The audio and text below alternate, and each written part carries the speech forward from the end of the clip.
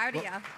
Welcome back from break. So Attention Span Media is a strategic and thought leadership partner with Hormel Foods. We've been working with them for about 8 years.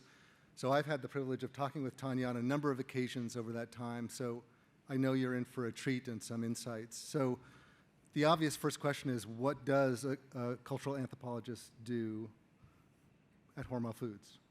Yep, it's a different kind of job. I am boots on the ground. So I am with the consumers in various ways all the time, whether it's in a real fieldwork situation or a virtual fieldwork situation. I'm going into their homes, I'm cooking with them, I'm shopping with them. I'm also doing fieldwork with our customers. So sometimes I'm in a venue or I'm even staying on a college campus. So it's very diverse what I do, but mainly my job is to know the consumer inside and out and to evangelize their voice.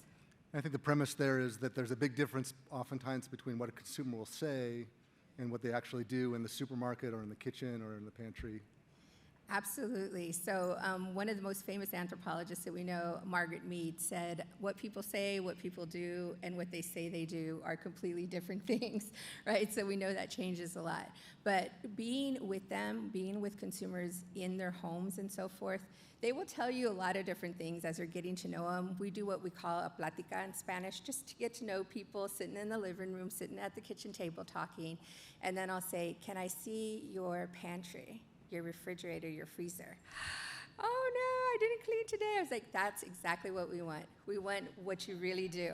And they said, but I just told you this and this and this. I said, I love it because it shows me what you're aspiring to, what you want to be, and that's what I'm here to help, show my company so that we can help you get to where you really want to be, and we want to make sure we're supporting you where you are. So there's the boots on the ground part, and then there's a data-driven part as well. Yep. Can you talk a little bit about that? Yeah, absolutely. So with any good research, we all know that you want to do lots of different types of inputs. So we have other qualitative work that we do, and of course a lot of quantitative too. So that doesn't rule out our surveys, it doesn't rule out our syndicated data and so forth. It just works in tandem with it. And so in other words, it just kind of gives us soul, a little bit of a storytelling aspect to some of the harder data. So your personal background informs your work, I know. Could you talk a little bit about that? Yeah, absolutely. Thanks for asking about that. I am the daughter of a mom who was 15 years old when she had me. So that doesn't exactly empower you, to financially and other ways. So I was able to learn a lot from my mother because she had to be resourceful, especially with food. We were a food insecure family. We continue to be. I had a brother and sister as well. So I was working with my mom in tandem to help feed our family, to help try to use things in innovative ways and to make our dollars stretch. And so you have to be very creative. And that really helped give me a lot of empathy for our value consumers, for people who, are on a paycheck to paycheck basis or maybe needing to get assistance for food. And then in my life as a social worker, I was able to really empower my clients, work with my clients to help them gain food and gain food security. So what do people not understand or misunderstand about that value consumer? Yeah. So much. Things are not just driven by price, right? It's like asking somebody, do you want good things for your kids? What parent says, no, I don't want good things for my kids? Of course you do. So value consumers are like all other consumers. They want high quality, great tasting food at an affordable price, and they want it to be accessible. I think they don't get enough credit for being as innovative as they are. So highly resourceful. One of the big things is my grandma would say, guárdalo. Take care of it. Make sure you save it with everything, especially food. So they don't waste food. They're making sure that they take whatever's left over, if there's leftovers, and transforming it to something else. They're very resourceful, and they know how to stretch food and to do it in a fabulous way that people really want to eat. So I think their innovation, the ability of them to be innovative, is highly sought after. I really think the food trends come first and foremost from them. Right. So what's surprised you about consumers that have changed Hormel Foods? What's some examples of? Oh, there's so many. I've been working with Hormel since 2007, and I would say sustainability is one of those things that has changed quite a bit. So it's one of those slowly then suddenly type of things. When I first started interviewing people, my consumers that were more lifestyle consumers, meaning that food was part of a larger lifestyle of sustainability and consciousness about the environment. Those were the loudest voices in the room. But I think now more recently with COVID and also with a lot of the climate change and a lot of supply disruptions, they're increasingly realizing all of that interconnectedness and how much that really impacts the bottom line on food. So now you see that all types of consumers, it's a much more ubiquitous thing, and they want companies to have a strategy and tactics that they can understand, You're seeing that be a present thing for all consumers now, much more so. And that value consumer often is the first impacted by environmental change, right? But you were also saying before that they're a repository for knowledge about ways to approach this problem.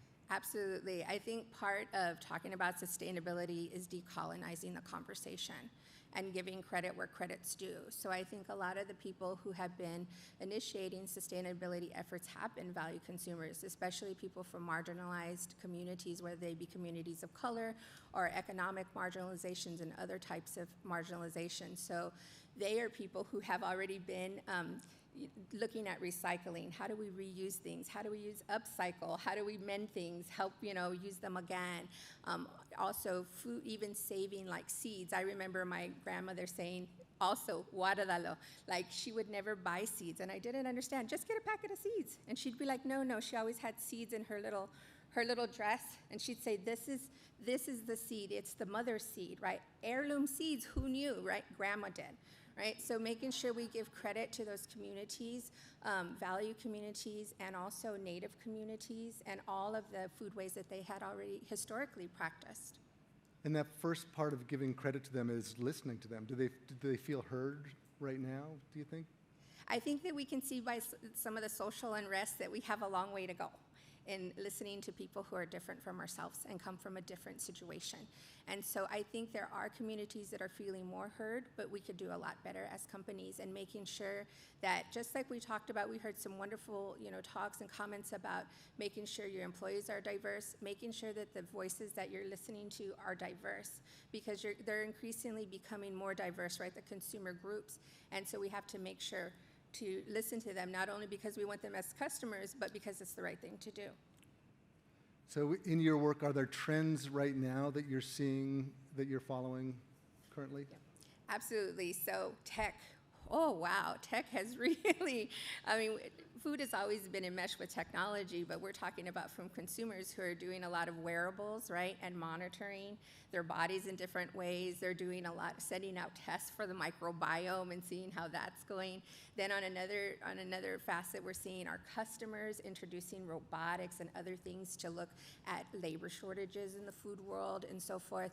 And then even in processes, we see drones being used to monitor fields, or wearables on animals being used to ensure their safety and so forth. So technology is a big one that we keep our eye on. Right. And Hormel is really focused on innovation right now. How does your work combine with their focus on innovative products and practices? I think there's some fundamental ways. First, that we use the design thinking process. And so people who are familiar with design thinking, the first two steps are empathy and defining problems, right? So my job is to help build empathy for whatever consumer group we're trying to tackle. So making sure I bring the stories, I bring the voice, I bring the examples, I show pictures of what consumers are doing. Okay, now what do we see are the pain points? What are the things they love? Great. What are the things that we can change, make better? And so that's what I bring to the team so that they can ideate and iterate and come to possible solutions for the consumer. So we've all gone through this horrible COVID period that changed the food industry, changed the consumers' behaviors. What about that period of time do you think is going to be trends that stick, that are going to be with us for a long time in the future? Well, I think people learned a lot during COVID. We all did. Specifically that food is functional, but also that food is relational. We learned those things more than we ever had before. One, that we need accessible good food all the time, especially for value consumers, the pantry. I heard someone talk about that earlier, about the pantry, the security of the food, right? Needing to nurture your health and your wellness. So health and wellness will be sticking around for all consumers in different ways, making sure that they're eating the right things and they have access. But I think the other thing is that the relational part, how we gather, how we entertain one another, that we don't wait for special occasions, that we create special occasions together. Even I say it's a party of one. This is a consumer told me. I'm having a party of one with her little charcuterie board, right? And a glass of wine. And she's like, oh, party of one. And I was like, amen, celebrate yourself. So that's, self-care and that wellness, you see that intersection. So Hormel has over 20,000 team members.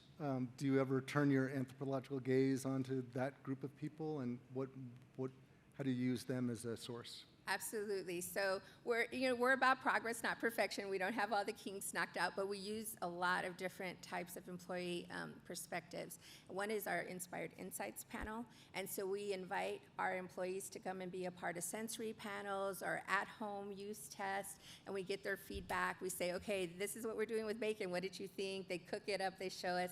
So it's wonderful to be able to get their feedback on those things. We are aspiring to do what we call lived experience panels, where we'll actually have people like myself who come from a value consumer background, who can speak to those lived experiences, speak to our brand team, speak to our leadership, and let them have some stories with them that they can really empathize. But the other thing we do is teach with our employees as well. So we've done some immersions. We did one on insects. So we had a lot of our fellow employees eat insects and try different insect protein, right? Just so that they're familiar with it, they understand the statistics behind it, they understand the cultural differences behind it. We're also looking at starting our innovation and ethnographic field school, so that that spirit of innovation truly lives throughout the organization and gives everybody an opportunity to be part of idea making. And for people that don't know, Hormel has the diversity of the Hormel team. Could you describe that? Oh, yes. There's so much diversity. At some of our plants, I think it's over 30 or 40 languages that are spoken in between all those plants. So, and we are a global company, so we have lots of different perspectives from China, from Brazil, from all over the world. So certainly a lot of people to speak to. All right. Any other takeaways you want to give the audience for today? Whatever business you're in, I would say feed the common good. Really try to listen to the consumer. Of course, I see everybody talking about taking actions to be kinder to the earth. In the food industry, we can literally feed the common good. We can try to nurture the body, but it's also about nurturing the spirit. And so in Spanish, we say panza llena, corazón contenta. If you have a full stomach, then you have a content heart. And this society could use a lot of contentment right now, and we can be part of that. That's lovely. Thank you so much, Tanya. As a thank you to the 3BL Forum, we have done a longer conversation that can be found at hormel.com. If you want to go there for more of Tanya's insights or share that, that's the place to go. Thank you so much for your attention.